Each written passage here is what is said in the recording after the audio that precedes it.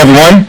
We just concluded our caucus meeting for the day, where we had a robust discussion about the two major issues that are currently being negotiated with the Senate and the administration. The first being the omnibus spending agreement in order to keep the government funded throughout the balance of the fiscal year. The second, a COVID-19 relief package that is critically important to deal with this once-in-a-century pandemic that has afflicted the American people. Progress is being made in both areas, but discussions, of course, are ongoing. The Speaker and/or the leadership will provide updates as per those discussions as things unfold. But we are continuing to work as hard as we can to ensure that any COVID-19 relief package crushes the virus, provides direct assistance to the American people, and begins the process of reviving our economy. Given the obstacles that remain in terms of the Senate Republican majority and the current occupant of 1600 Pennsylvania Avenue, we understand that any agreement that is ultimately reached will be a necessary down payment and strong first step on what needs to be done in order to aggressively confront the COVID-19 pandemic. And that work will continue during the first 100 days and beyond of the Biden administration. We are continuing to fight to make sure that direct relief to the American people includes assistance with child care, assistance with food insecurity, unemployment insurance assistance, assistance with housing for renters and homeowners who are struggling. And of course, there is a strong desire amongst members of the caucus to ensure that there are direct payments to everyday Americans who have been struggling month after month throughout this pandemic. But we remain cautiously optimistic that substantial progress is underway, and we will not leave the Capitol until an agreement is reached to address the needs of the American people with respect to the COVID-19 pandemic. Let me now yield to our Vice Chair, Pete Aguilar. Thanks, Chairman Jeffries. As the Chairman mentioned, we have a duty to provide relief to the American people this week. The arrival of the first doses of the vaccine is absolutely reason for hope, but we're not going to be out of the woods for a while. The months of inaction and refusal by Senate Republicans to act has been beyond unacceptable, and people are truly hurting. We're seeing reports of increased food insecurity, families facing eviction, and workers in need of extended unemployment benefits.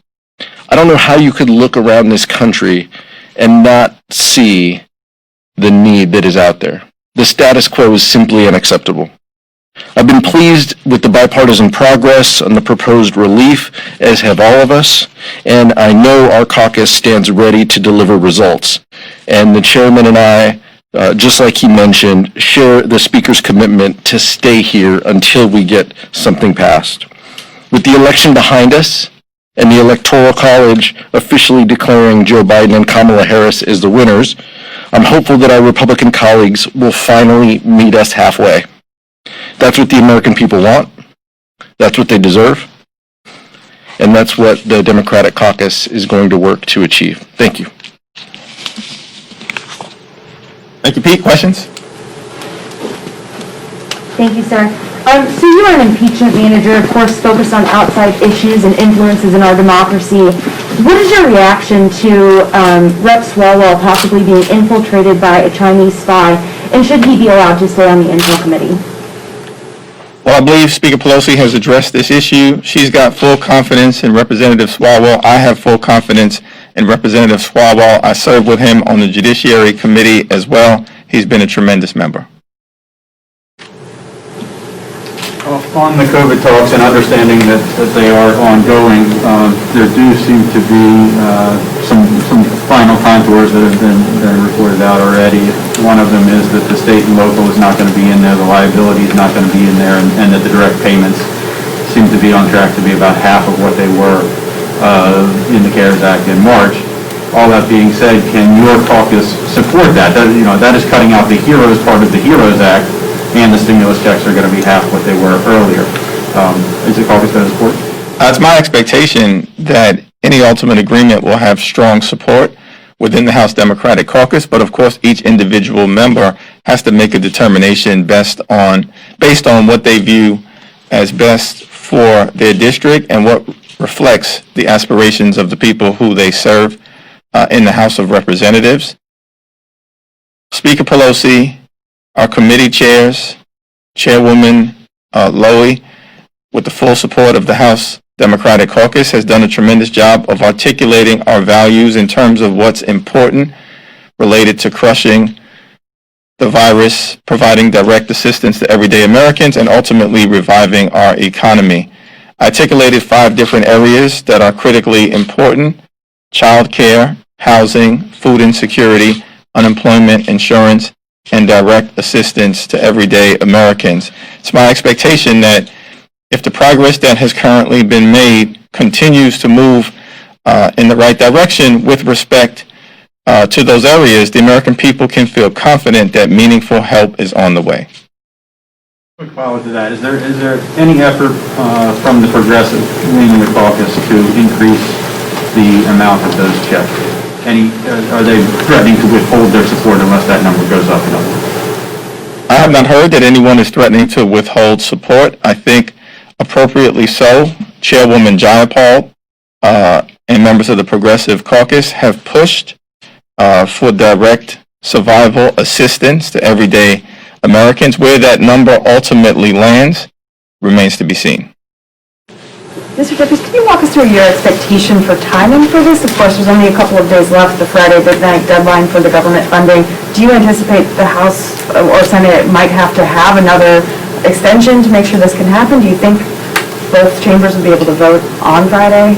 At the moment, there's been no discussion of another continuing resolution, but Majority Leader Hoyer can best speak to this issue. He did indicate on the caucus call that he expects that we are going to remain in Washington until we get an agreement.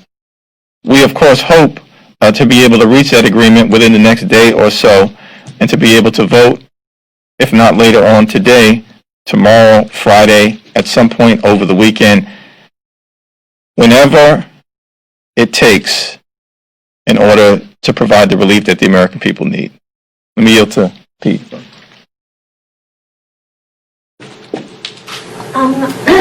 Will members or essential staff on the Hill receive COVID-19 vaccines, and is there anything that you can share about ongoing discussions that Hoyer mentioned last week?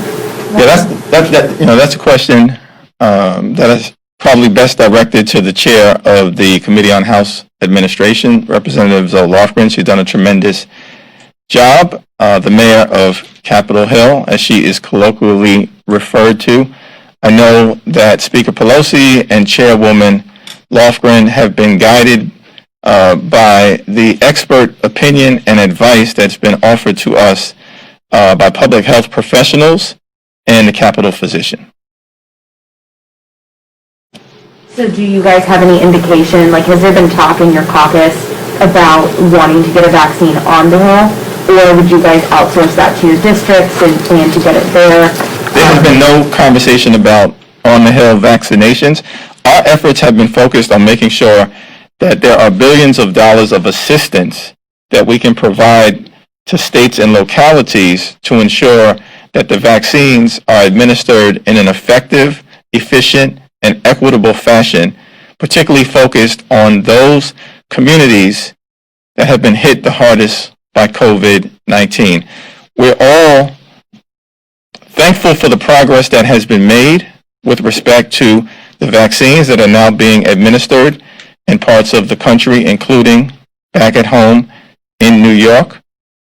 And we want to, of course, make sure that the American people have all the information that they need to make an appropriate decision about receiving the vaccine, which many of us will encourage strongly, and that the infrastructure is in place so that we can turn a final corner on this deadly pandemic and get to a place with leadership from President-elect Joe Biden to build back better for the people. Pete, do you want to jump in? All I would say is, just to echo what the chairman said, there has not been any discussion within our broader caucus about this. We have been completely focused on how you turn the vaccine into the vaccination locally. And that's the importance of the COVID relief package that we're discussing, is does it contain resources for our localities in New York, in California, and across this nation to deliver that vaccination. That's what we're focused on. Those are the conversations that we're having. It's a difficult time out there, and we know in order to turn the corner, we're going to have to deliver on that. So that's what our focus as a caucus is at this point.